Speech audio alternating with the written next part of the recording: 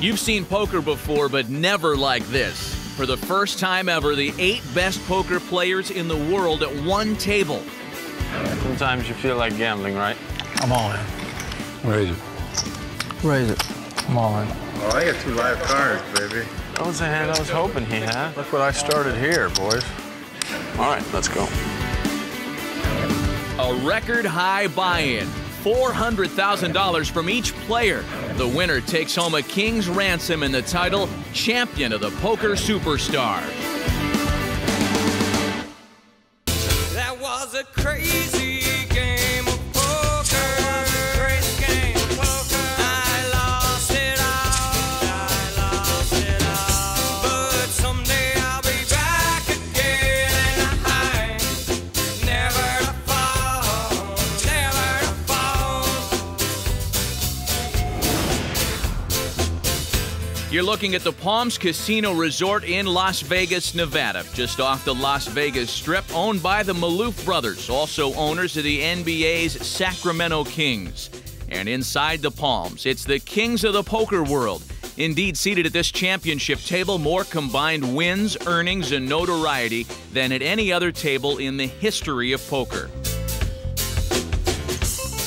Matt Vasgersian alongside 2004 Player of the Year Eric Lindgren and 8 of the best poker players in the world. That in and of itself should make this a very special event. But to make this game even more special, it features the biggest buy-in ever for No Limit Texas Hold'em. That's right, Matt. Each player posted $400,000 to enter this tournament. But when you're playing with 7 of the top players in the world, it's not just about the money. It's about bragging rights. It's about being the best of the best. So given the caliber of player we're going to see, it's unlikely we'll see the fraternity boy hijinks, people high-fiving or throwing cards. In terms of technical poker, then, what should we expect to see? Well, usually in a tournament, these players will try to pick on the amateur, but there are no amateurs at this table. In every hand, these players will have to be aware of whom they're up against and the style that person plays. Whoever adapts best will come out on top. In much the way NASCAR drivers vie for starting position, here players have established chip stacks based on their performance in 6 preliminary rounds leading into this championship event.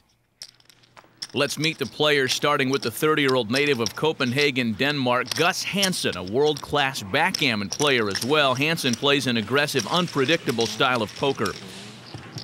The Professor Howard Lederer is a pro's pro who made his living for years in New York poker backrooms before becoming a high-stakes international player. Barry Greenstein is the Robin Hood of poker, donating every dollar from tournament wins to charity. Johnny Chan won back-to-back World Series titles and really achieved household name status after appearing as himself in Rounders with Matt Damon. Poker legend 71-year-old Doyle Brunson is the winner of 9 world championships and is the man who literally wrote the book on poker. David Chip Reese is one of the few living members of the Poker Hall of Fame and has perhaps amassed more earnings in cash games than anyone in history. 4 years ago, at the age of 23, Phil Ivey tied the World Series record by winning 3 tournaments in one season. Finally, TJ Cloutier, a tournament specialist with over 50 victories. He's won more major titles than anyone. All right, let's get it started. Cards are in the air, blinds at 4 and 8,000. Johnny Chan has the button. That means action's on Phil Ivey.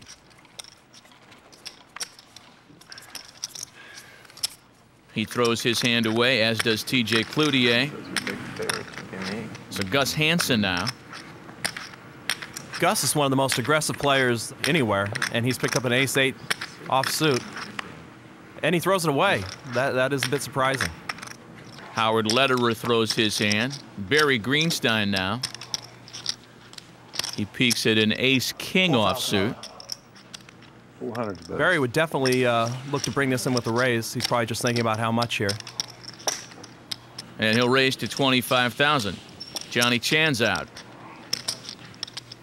So now to Doyle Brunson.